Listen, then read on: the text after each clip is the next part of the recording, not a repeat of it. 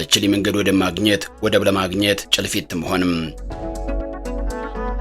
ኢትዮጵያ ዳግም የባህር በር ባለቤት ለመሆን የምታደርገው ጥረት ብሔራዊ አጀንዳ ሆኖ በቀጠለበት በዚህ ወቅት የሁሉንም የዓለም ሀገራት አይን ወደ ምስራቁ የሀገሪቱ ክፍል እንዲያማትር አድርጓል። ይህ ቀጠና በኢትዮጵያ አፋር ምድር የሆነው የአሰብ ወደብ መገኛ ቀይ ባህር ነው። አፋር ለኢትዮጵያ ባህር በር ጥያቄ የጂኦግራፊያዊ መገኛ ብቻ ሳይሆን የታሪክ ምስክር፣ የኢኮኖሚ ደምስርና የጂኦፖለቲካዊ ስትራቴጂ ማዕከል ነው። ከጂኦፖለቲካዊ አቀማመጥ ስንነሳ የአፋር ክልል ኢትዮጵያን ከቀይ ባህር ጋር የሚያገናኝ ብቸኛና ተፈጥሯዊ ድልድይ ነው። በዓለም ላይ እጅግ ስልታዊ ከሆኑ የባህር መስመሮች አንዱ በሆነው በባብኤል መንደብ አቅራቢያ የሚገኘው ይህ ቀጠና ለኢትዮጵያ ቅርብና አዋጭ ሆነውን የባህር መውጫ በጉያው ይዟል። በተለይ ከአሰብ ወደብ ጋር ያለው የድንበር ንክኪና የመሬት አቀማመጥ አፋር ለኢትዮጵያ ዋነኛ የኮሪደር በር ያደርገዋል።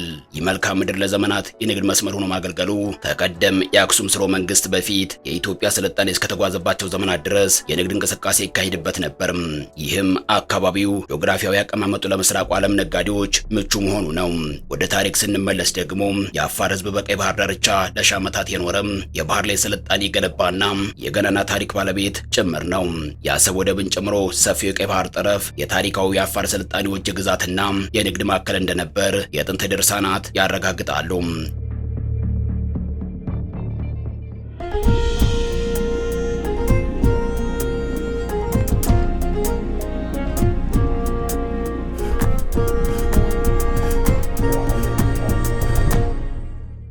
የአፋር ህዝብ በባህርና በየብስ መካከል የነበረውን የንግድ ልውውጥ በመምራት ረገድ የነበረው ሚና ዛሬ ኢትዮጵያ ለምታነሳው የታሪክና የፍትሃዊ ተጠቃሚነት ጥያቄ እንደ ጠንካራ የሞራል መሰረት የሚጠቀስ ነው።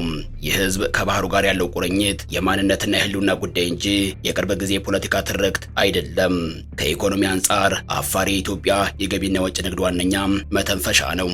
የሀገሪቱ ሎጂስቲክና ትራንስፖርት ከ90 በመቶ በላይ የሚንቀሳቀሰው በዚህ ኮሪደር ላይ ነው። አፋር በውስጡ ከያዘው የፖታሽ የጨውና የጂኦ ተርሚናል ሀብት ባሻገር የቀይ ባህር ተደራሽነትን ለማድረግ የሚዘረጉ መሰረተ ልማቶች ቀዳሚ ማረፊያ ነው።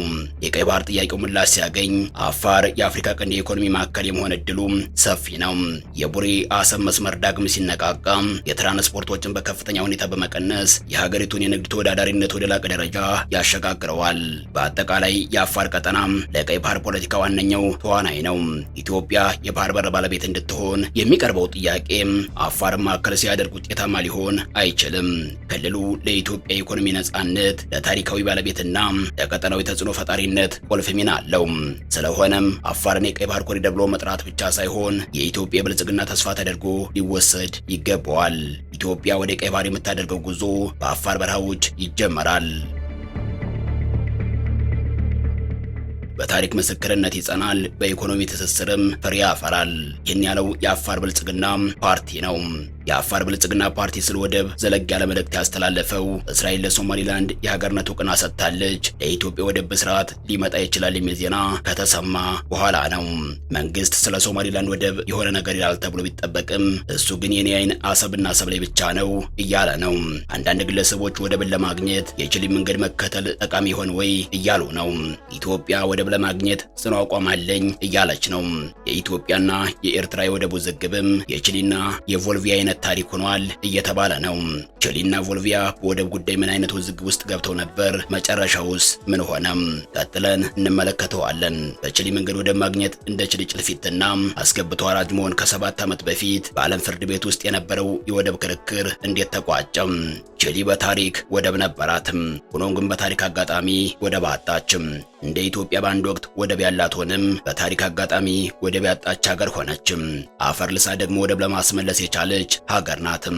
ቮልቪያ ወደብ አላትም፣ ከአንድም 2-3ም። ግን በቺሊ ወደቧን ከተነጠቀች በኋላ እስካሁን ድረስ ወደብ ካላስመለስኩ ሞቼ እገኛለሁ እያለች ነው። ያንን ወደብ ለማስመለስ ዓለም አቀፍ ፍርድ ቤት ድረስ ጎራ ብላለችም። ቮልቪያ የአሜሪካ የአፍሪካ ቀንድ ልዩ መልእክተኛ አምባሳደር ማይክ ሐመር በአንድ ወቅት የኢትዮጵያና የኤርትራን ወደብ ውዝግብ በማስመልከት በምሳሌነት ያነሱት የቮልቪያና የቺሊ የባህር በር ውዝግብ በዓለም አቀፍ የፍትህ ፍርድ ቤት ለ5 ዓመታት ክርክር የተደረገበትን ጉዳይ ነበር። ወደብ ለማግኘት 5 ዓመት ሙሉ ምን አይነት ክርክር ተካሄደ የሚለውን እንመልከትም። ጎረቤታሞቹ ቦሊቪያና ቺሊ በደቡብ አሜሪካ የሚገኙ አገራት ናቸው።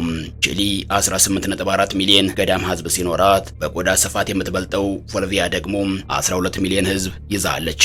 ቺሊ ከደቡብ አሜሪካ ሀገራት መካከል ሀብታምና የተረጋጋች ስትሆን ቦሊቪያ ደግሞ የተለያዩ ተፎካካሪ ፍላጎቶች የሚስተዋሉባት ሀገር ናት። ሁለቱ ሀገራት ሌላም የሚለያያቸው ጉዳይ አለ። በፓሲፊክ ውቅያኖስ ዳርቻ የተዘረጋችው ቺሊ የተለያዩ ወደቦች ባለቤት ናት። ቦሊቪያ ደግሞ በተቃራኒው የባህር በር ናፈቃት ወደብ አልባ ሀገር ናት። ሰንደቅ ዓላማዋ ከኢትዮጵያ በተቃራኒ ቀይ፣ ቢጫ፣ አረንጓዴ የሆነው ቦሊቪያ የባህር በር አልባ የሆነችው ከመጀመሪያ አንስቶ አልነበረም። ቦሊቪያ 400 ኪሎ ሜትር ስፋት ላይ የተዘረጋውን የባህር ዳርቻዋን ያጣችው ከዘመናት በፊት በተካሄደ ጦርነት በቺሊ ከተሸነፈች በኋላ ነው። በ19ኛው ክፍለ ዘመን የተካሄደው የጦርነት ሲጠናቀቅ አሸናፊዋ ቺሊ የቦሊቪያ ግዛት የሆነ 120,000 ስኩዌር ኪሎ ሜትር ስፋት ያለውን መሬት ቆርሳ ወሰደችም። ቦሊቪያን ከፓሲፊክ ውቅያኖስ የሚያገናኝ የነበረው ይህ መሬት ስፋቱ አፋርና ቤንሻንጉል ጉሙዝ ክልሎች ተደምረው ያክላል። ከጦርነቱ ማብቃት 20 ዓመታት በኋላ ሁለቱ ሀገራት ባደረጉት ስምምነት ወደብ አልባ የሆነችው ቦሊቪያ የቺሊን ወደብ እንድትጠቀም ስምምነት ላይ ደርሰው ነበር። ይሁንና ቦሊቪያውያን የተወሰደባቸውን መሬትና የባህር በርን የማስመለስ ጥያቄን አልተውትም። ወደብ አልባ ሆነው እንኳ በየዓመቱ የባህር ቀንን ያከብራሉ። ሁለቱ ሀገራት በባህር በር ምክንያት ዲፕሎማሲ ግንኙነታቸው ሻክሮ ለረጅም ጊዜ ከቆዩ በኋላ የቀድሞው የቦሊቪያ ፕሬዝዳንት ኤቮ ሞራሌስ ውዝግቡን ወደ አንድ ደረጃ ከፍ አደረጉትም። የሀገራቸው ኢኮኖሚ በሚፈለገው መጠን ላለማደጉ ወደብ አልባነትን ምክንያት በማንሳት የባህር በር እንድናገኝ ሲል ቺሊ ለድርድር የመቀመጥ ግዴታ አለባት አሉ። እንዲህ ብለውም ብቻ ቁጭ አላሉም። እንደ አውሮፓውያን አቆጣጠር በ2013 ዓለም አቀፉ የፍትህ ፍርድ ቤት አቤት አሉ። በአመቱም በ200 ገጾች የተዘረጋውን የሀገራቸውን አቤቱታ ራሳቸው ይዘው ወደ ኔዘርላንዷ ሄግ ከተማ በማምራት መዝገብ አስከፈቱም። ዓለም አቀፍ ፍርድ ቤት ይህንን ጉዳይ ማየት ስልጣን አለው ወይ ከሚለው ጀምሮ ለ5 ዓመታት ክርክር ተደርጎበታል። ቺሊ እንደ አውሮፓውያን አቆጣጠር በ1904 የተፈረመውን የሁለቱን ሀገራት ስምምነት ሲጠቅስ፣ ቦሊቪያ ደግሞ የባህር በር ለማግኘት ያላትን መብት በማንሳት በክርክር ቆዩም። በጥቅምት መጀመሪያ ላይ 2018 ግን ፍርድ ቤቱ በጉዳዩ ላይ ውሳኔ አሳለፈም። በዚህ ሰዓት የቦሊቪያ ህዝብ አደባባይ እንደ እግር ኳስ እየተከታተለው ነበርም። ይህን ክስተት እንዴት እንደነበር የቦሊቪያ ህዝብ በምን አይነት ስሜት ውስጥ ሆኖ ያንን ዜና እንደተከታተለው እዚህ ላይ እንመልከተው። ጊዜው ከ7 ዓመት በፊት በጥቅምት 1 2018 ነበርም። የዓለም ህዝብ የቦሊቪያና የቺሊን ጉዳይ ፖሊሶች፣ ወታደሮች፣ የተከበሩ የመንግስት ባለስልጣናት እንዲሁም ብዙ ህዝብ በሰሜናዊቱ ቦሊቪያ ከተማ ኮቦጂ አደባባይ ተሰብስቧል። በጥቅምት 1 ለዘመናት ሲጠበቅ የነበረውን ታላቅ ሁነት ለመታደም ከዘንባባው ጥላ ስር ሆነው ከአደባባዩ በተገጠመ ግዙፍ የቴሌቪዥን ስክሪን የቀጥታ ስርጭት ይከታተላሉ። የዓለም ዋንጫ የእግር ኳስ ጨዋታም አይደለም። ከዚህ ከሚገኘው የዓለም አቀፍ ፍርድ ቤት ICJ የሚተላለፍ የቦሊቪያ ዓመታት ያላባራ ቺሊ ወደቤን ዘረፈችኝ ተመልስልኝ ጥያቄ ግልግል ነው። የሶማሊያዊው ዳኛ አብዱል ቃድር የሱፍ 5 ዓመት ተኩል የዘለቀውን የፍርድ ቤት ውሳኔ አንብበው ሲጨርሱ በውሳኔው የተበሳጩትና የደነገጡት ፍርድ ቤት የተገኙት የሀገሪቱ የወቅቱ ፕሬዝዳንት ሁጎ ሞራሌስ ብቻ አልነበሩም። መላው ዜጋ በኮቢጃ የታደመው ሁሉ ንዴትና ድንጋጤ ነበር። የደስታውን ፌስታል ያደምቁ ተዘጋጅተው ይጠብቁ የነበረው የማርሽ ባንድ አባላት አንገታቸውን ደፍተው ተበተኑ። ከ100 ዓመት በፊት 1879 እስከ 1881 በዘለቀው የፓሲፊክ ጦርነት ቺሊ የቦሊቪያን ድንበር 400 ኪሎ ሜትር ዘልቃ ወስዳለች። ከዚያ ጀምሮ ቦሊቪያን የማስመለስ ጥረታቸውን አላቋረጡም። በእያንዳንዱ ቦሊቪያዊ ልብ እንዲያድር ወደባችን ቺሊ ዘረፈችን ብለው ልጆቻቸውን ታሪክ ያስተምራሉ። ቦሊቪያውያን ማርች 23 የባህር ወይም ወደብ ቀን ብለው ያከብሩታል። ልጆቻቸውን አንድ ቀን እንመልሳለን የሚለውን እንዲያጠነክሩ በ2009 ህገ መንግስት ቦሊቪያ የማይነጥፍ የፓሲፊክ መብት አላት ሲል ደንግጓል። በ2018 የቦሊቪያ ህዝብ የፍርድ ቤት ውሳኔውን ለማሰማት ኮቦጆ የተሰበሰቡት አለ ነገር አይደለም። ሰሜናዊቷ የቦሊቪያ ከተማም ከ1000 ኪሎ ሜትር ርቀት በላይ ትገኛለች። ከፓሲፊክ ውቅያኖስ 1906 እንደ ከተማ ስትቆረቆር ስያሜዋን ያደረገችው የቀድሞዋን የቦልቪያ ጥንታዊ ወደብ ነው። ምንም እንኳን ዛሬ በቺሊ ስር የምትገኝ አሳ አጥማጆች መንደር ብትሆንም ህዝቡ በጉጉት የሚጠብቀው የፍርድ ቤት ውሳኔ በአደባባይ ተነገረም። ህዝቡ ደነገጠም፣ አዘነም። ይህ የፍርድ ቤት ውሳኔ ታዲያም የቦልቪያውን ፕሬዝዳንት ኦቮ ሞራሌስንና ውሳኔውን በተለያዩ ከተሞች በተሰቀሉ ትላልቅ ስክሪኖች በቀጥታ ሲከታተሉ የነበሩት ቦልቪያውያንን ያስደሰተ አልነበረም።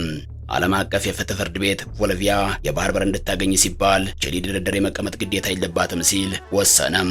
ጉዳዩን ከተመለከቱት 12 የፍርድ ቤቱ ዳኞች መካከል የቦልቪያን ጥያቄ የደገፉት 3ቱ ብቻ ነበሩ። ቺሊ ጭልፊቱና አስብታ ወደብ ወስዳ ወደብም ሳታስመልስ ቀረችም። ቦልቪያ አሁንም ወደቤን አንድ ቀን ልጆች ያስመልሱታል እያለች ትገኛለች። የኢትዮጵያና የኤርትራ የወደብ ውዝግብ ጉዳይ መቼ ይቋጫል? ይህ ጊዜ የሚፈተው ይሆናል።